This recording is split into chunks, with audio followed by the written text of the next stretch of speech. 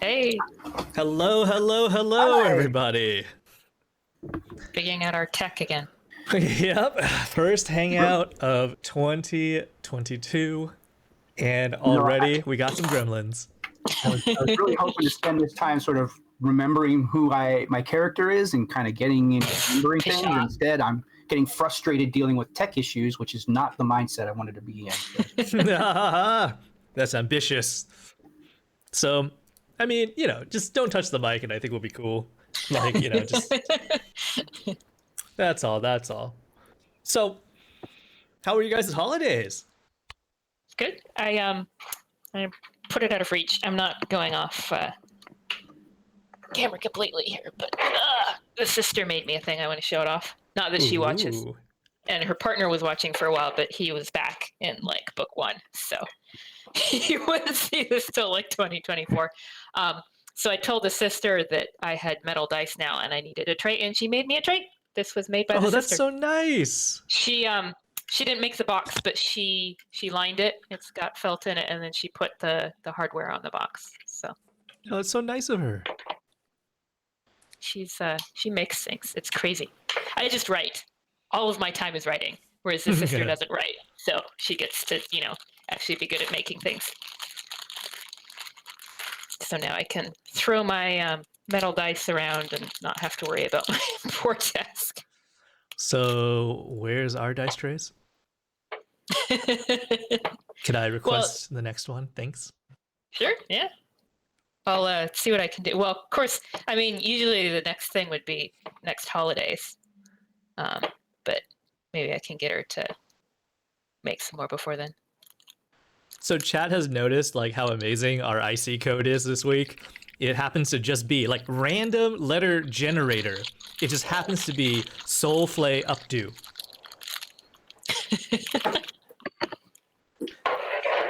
It has nothing to do with our campaign, I don't think, anyways. There we go. Hey, hear me? welcome, Eric. Yes, we can. Hello, everybody. More people. Sorry I'm slightly late. I Oh, had no worries. stuff going down.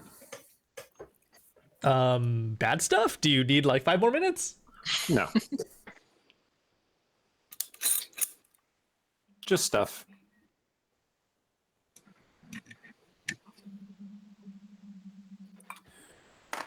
So I'm still trying to work out Steven's tech bugs to get him into this call. But in the meantime, we were just chatting about the holidays. You got any cool presents to share or like stories? So I got these Dungeon Scrawler whiskey glasses from a colleague and fan Oh, of the really? show. Yep, they say my name, Dungeon Master, Dungeon Scrawlers, and they have our little symbol on them. Adorable.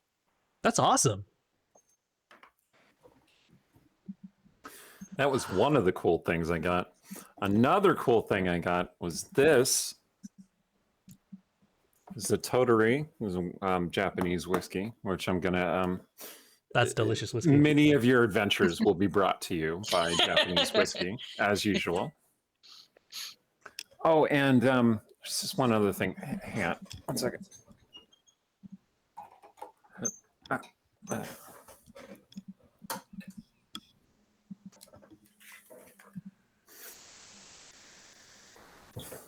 Okay. You're never too old to play with toys for Christmas. And what I got myself was an Omni tool from Mass Effect. That's awesome. These things are amazing. It even has an Omni blade. So, yeah, whenever we see Lilton in the story, just fuck you, buddy. Anyway, this thing's pretty great. Oh, I should go get my other thing. BRB. See. Remember where to mute, and remember to mute, and then remember to unmute. Let's see if we can do these steps. Yeah, it's been a month. Baby steps. So Erin Selderine says that she really likes your braid. Thank you. My hair is being very unruly today, so it's under control. I had the rare opportunity to see Aaron in person the other That's day, right. which was awesome. We got to hang out with Brian Cortijo, who is in Yep. town for Workicon. Friend of the Which show. Orcacon, Oh, what's Workicon? like the whale. Hey, look who's in the chat! It's Brian! Hey. So he It's a gaming came convention. for a Yeah. convention for killer whales. No, it's a gaming convention. Okay. It's a gaming convention that is really good at focusing on diversity and accessibility. And they're in Bellevue, so they're very local to those of us who have to crawl off the east side to do things. Mhm. But yeah, I've been to one, and it was really cool. I didn't really have time to do a lot of the gaming stuff. I was just on a couple panels, but it's run by cool people. Yes, definitely. Yeah, normally when OrcaCon happens, several of my friends come to it, and then we go do a writing retreat after. Hmm. And unfortunately, with COVID and everything, we couldn't. But then also, it flooded between here and Oregon, where we did the writing retreat. So that I was Right. not happy that happened, but it did make me feel a little better that even if we had managed to get it together, it would have been canceled because we wouldn't have been able to get there. So it's a Yeah, very, there's, very small silver lining to the natural disaster. Yeah.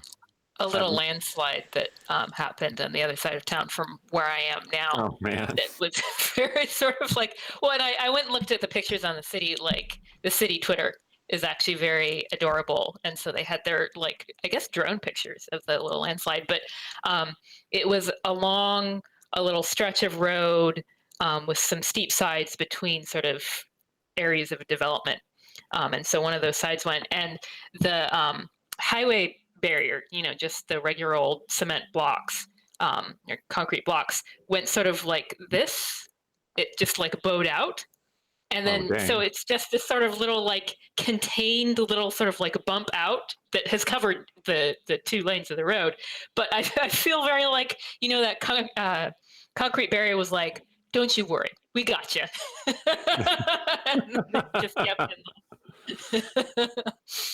Retaining wall, retain. Please. So, I mean, if it had to happen, it's like it's going to take a couple days to pull out all the crud. But it was just on this stretch of road between developments. Nobody was there, no cars, and it wasn't that big. So I'm sure if there had been a car, it would have just like pushed it as opposed to burying it. But Yeah. Doug did ask about all the weather that we've been having up here in Seattle. The snow and ice has melted, but it has led to flooding and some of those mudslides. And yeah, we were briefly cut off from both Portland and Spokane. So although we could maybe still get into Canada, I don't know. That was unclear.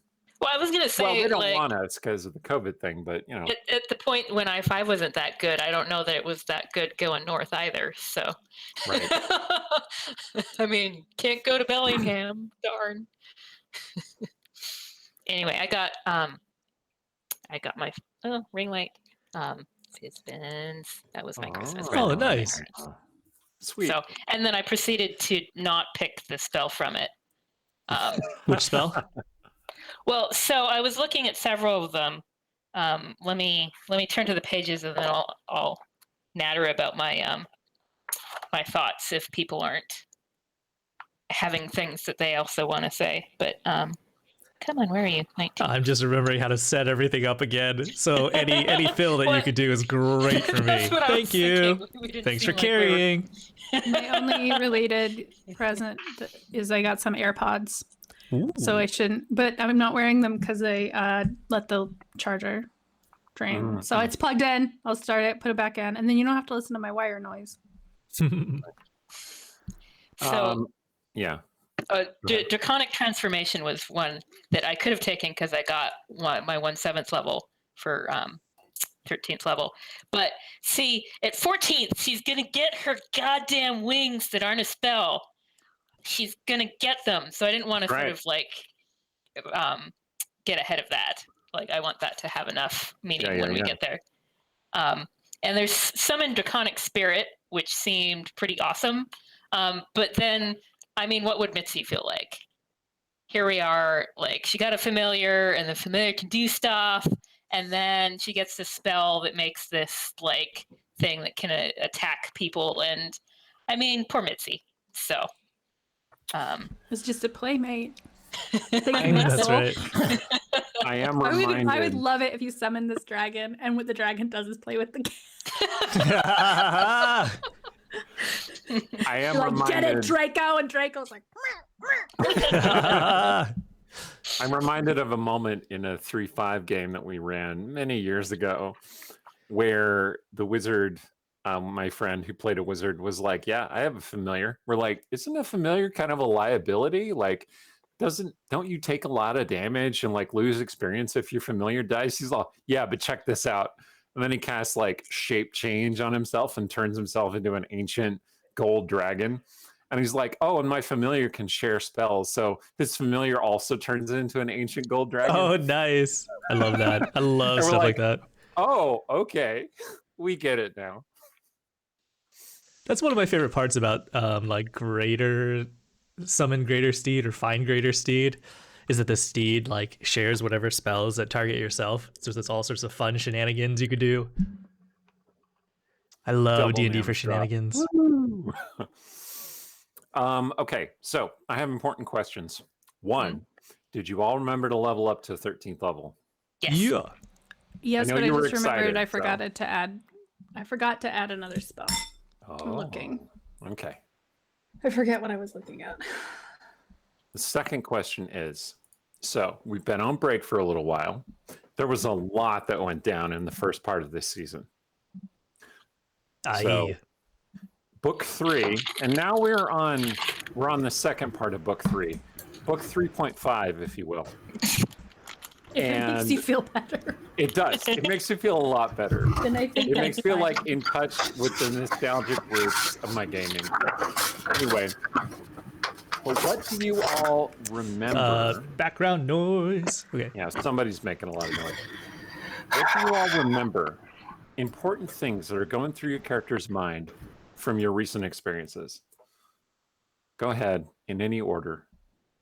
I'll just be here drinking my whiskey. Well, I'm curious what happens with are we up to max hit points? Did we heal up, or are we like I don't actually remember I don't think so. what the official rules are for that with leveling up. Like you're what you were at, but then the additional hit points that you gained, or Okay. So the leveling up process is always a little bit vague. In this case, the awakening back in the world, in your world, has restored you all to maximum hit points, plus the hit points that you gain from going up to the next level. So maximum hit points for your new level. I thought you just got like the difference, but I don't really. It doesn't matter that much, right? We're getting a chance to rest, right? Yeah. Yeah. well, and like sort of non-mechanically, Artemisia's. We need to have the DM rule on screen, like what happened with Artemisia's, because a lot of her damage came from burning from the ring. Mm-hmm. So even if she's back up to hit points, I need to find out like what's happened with that. I think you're at full hit points, but you still have significant scarring on your hand. Okay. That is bad. Character. Oh no! Oh no! She's less than perfectly pretty. I have stumbled upon the dreaded weakness of plot. No. All right, I still have my. What's Why do I synaptic have my level static? 12 in here? Is that any better? We won't know till you like move something, but yeah, sounds good to me. Ruffle your book. Yeah, sounds good. The list of things that I think are on Septelia's mind are the Golden Raven is some sort of alternate or future version of herself. that Sarsha knew before he met her, and that's very stressful. And also, Artemisia said that Lazar got chomped by the Astral Dreadnought, and she has not processed that. And also, her mom's here, and she said she would kill her mom. That was the deal with the pact. She doesn't know what happens if she doesn't do it. Now we're back, but everything's weird, and that is very suspicious. Pretty sure there's some other stuff, but those are the ones I remember. Those are the big ones. The Golden Raven was in Artemisia's ring. That is wrong. It's hers. That's bad. And she can get in Cecilia's banishment sphere, because that made me think Cecilia would just like, because there is that, well, actually, I don't know if it's only on the ASI that you can swap a spell.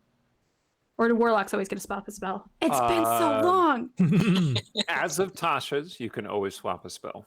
So part of me thinks Cecilia should swap banishment because the Golden Raven can get in there, but maybe she just needs to be careful about who she banishes. Because if she banishes, like thinking about the things that she's successfully banished without assistance from weird rituals, a Ballet, a bleakness monster, like those things, I don't think it would be nice if I was the Golden Raven and one landed on me.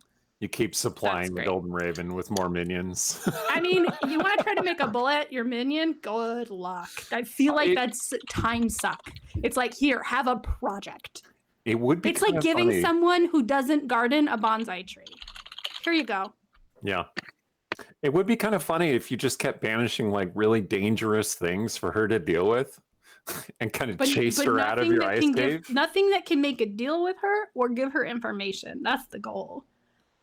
Does Cecilia think through this right this minute? I don't know. See, that's another thing. I don't know how to process. But also, do I want Far Step or do I want Synaptic Static? Far Step is a concentration, but I like the idea of jumping around because that's how I always want Mrs. Step to work. Okay, chat, keep this in mind because if you buy the Tarask, Cecilia might just banish it as an attempt to kill the Golden Raven. I'm just saying. Just plane shift it right on top of her. I mean, wouldn't the Golden Raven just banish it back? I don't know. If she gets squished, can she still banish stuff? If I plane shift the Tarask to a point 15 feet above the Golden Raven, or I guess, I don't know. We want maximum velocity, but not enough time for her to decide to notice and do something about it. You're making this a physics problem? I love it. Yes. How far above the Golden Raven can you drop a Tarask so that she has less than 6 seconds to respond to it? That's amazing. Nice. All right. So show your work. So we've heard from Artemisia and we've heard from Cecilia. I want to hear from someone else. What is the thing that you most remember from going up to this game or is on your character's mind? Accidentally frying a whole bunch of floofs, which Rogar's horrible about. But Rogar got the most kills in that adventure, if you if you can believe it. Oh, you keep track of our kills. That's nice of you, Eric. I mean, when he dwarfs everybody else, yeah. He got like 30 kills or something, and all of you got maybe like 5 or 6, which is respectable. It's just yeah, thanks, Mr. Flump genocide there. Great, thanks. You're welcome. Yeah, but you know, just that the world was destroyed, and or you know, at least we thought the world was destroyed, or maybe the world is still destroyed. I don't know what the situation is really, but that, you know, we lost everyone. That Rogar lost all his doors. That Stong lost his real Mirabelle and Shiny and Lathaka and you know, her Artemisia's not boyfriend Dragon, and everybody was just gone. That's not cool. But so yeah, that's what Rogar is probably had. That's what affected Rogar the most. You know, just losing everything for some weird reason. Like, but yeah. Okay. Dark. Okay.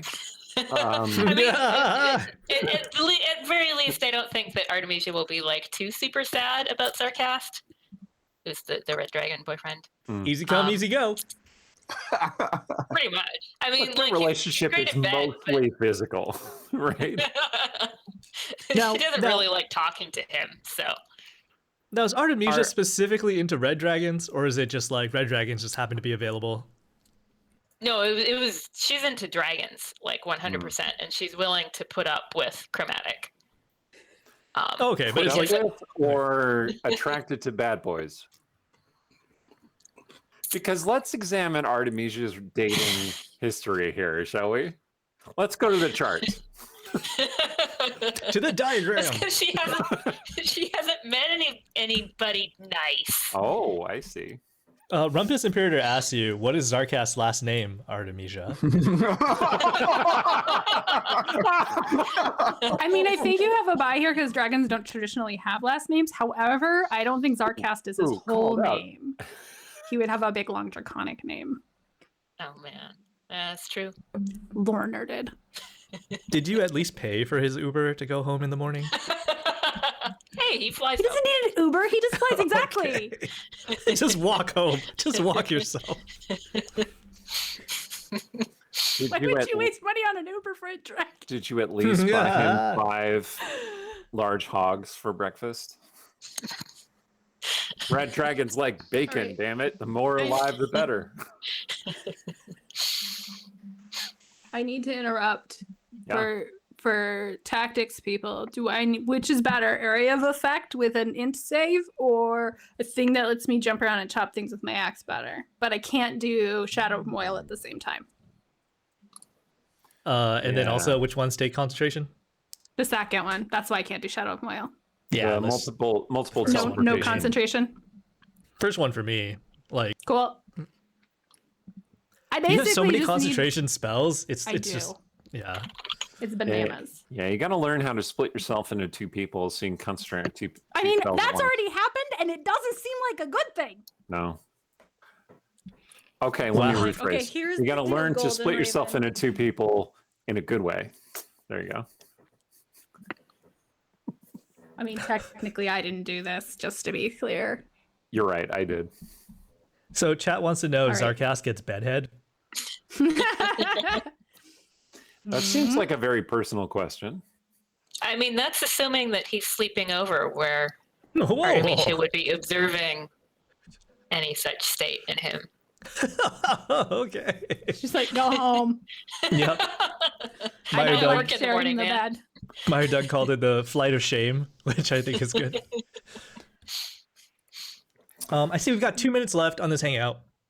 I just want to point Oh, out for real real? quick. Oh my god, it went so fast. Yeah. I mean, Well, you know, and then we have the we're gonna do the recap. the recap. Right? Yeah. But I just want to Okay. point out to everybody who has not seen it, maybe, we have 2 giveaways going on today. So if you look in the upper left corner, we are giving away 1 dice scroll with 2 sets of dice of the winner's choice from phoenixdice.com. And then we're also giving away 1 surprise bag from Norse Foundry. It's a full set of dice from Norse Foundry from all their various dice. Not even they know what's in the bag. But unfortunately, that one is US only. So the commands for entering those giveaways are up there in the upper left. Nice.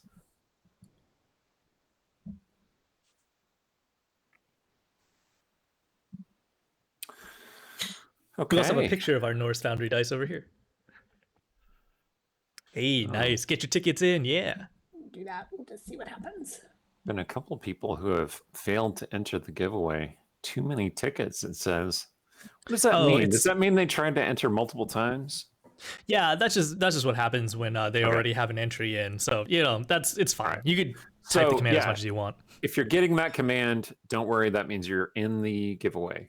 So Yeah, and don't worry, if you win the one that's US only, but you don't happen to be in the US, we can just pick another winner. No big Right. deal. yeah. Thanks for being conscientious, Daza. But yeah, we're on top of it. Okay, so it's 6:25 right now. We are going to go to the recap and then afterwards run a quick ad. So then we'll see you in 5 minutes. Welcome, Shade Dark Song. Don't go away. Well, clearly I don't even know what's happening anymore. The Irregulars had hunkered down in the Tomb of Horrors being run by, well, Lichy Calith, which, I mean, kind of Calith's dream come true, right? In the wake of activating some of the traps that were on the altar in the chamber, a bunch of flumps got fried. I wonder what fried flump smells like. Well, the rest of the flumps didn't like this and started attacking, and that got a little bit intense, honestly. Flumps are surprisingly effective. Seems our erstwhile friend didn't sit out for long, though. At some point, Calith finally showed herself and kind of hit Sturgeon Stong with that spell that killed Stong the last time it happened. A mist of some sort that drained the life from the person touched by it. It was pretty nasty. I don't think it killed anyone this time, though. Now, the Irregulars had a chat with Calith, and it seemed like she was well aware that this was entirely a construct created by the Golden Raven, but she didn't seem to want to leave. Outside, as she put it, there were people looking for her. Well, one thing, a god, Merkel, I think it was Merkel, right? She didn't want that to happen. She didn't want to be found. She didn't want her life taken away from her while she was possessed by some god of death. That doesn't sound like fun. And I don't entirely blame her, honestly. I mean, getting stuck in some dream world where you got everything you ever wanted, it's hard to turn down, isn't it? Of course, during the whole ordeal, there were some shenanigans with Artemisia's ring as well. You see, she disappeared into the ring previously, and, well, inside, it turns out the Golden Raven had access to the ring space. So that's not great. She popped back out and warned everyone, but, well, Rogar kinda went inside, heeding some call from the Golden Raven herself, and she offered him a deal, even going so far as to offer him a mask of his very own. Now, Rogar, sweet Rogar, did turn it down, so good on him. But when they're having a chat with Calith about her not wanting to be found, wanting to stay in the space, etc., he touched the ring again and declared that he was ready to make a deal. When Artemisia went in after him, she found her ring space trash, the echo of the library, the comfortable space that was hers, completely in disarray. Rogar clinging to life, just barely on the ground. Apparently, the Raven had said that he had wasted his chance. He had been given an offer, he had refused it, and he was not going to get another one. So they rejoined the group and were able to at least convince Calith to come with them. There was a brief encounter with some cultists outside of the tomb, but they were able to teleport themselves away before the cultists were able to get what they wanted, which seemed to be Calith. The teleportation magic was supposed to take them straight back to Skaha's grove in the Feywild, but instead, the entire group woke up in the circle that Lazar had used to send them to this alternate west gate in the first place, in Dark Dance Manor, while the Spear Witch and Lilton were still fighting each other. The biggest difference was that Lazar was nowhere to be found. So this brings me to my big question. What just happened? The world was destroyed, right? Like, I didn't just hallucinate that, right? I don't trust it. And I don't think they should trust it either. I've got my own theories, but let's see how this shakes out.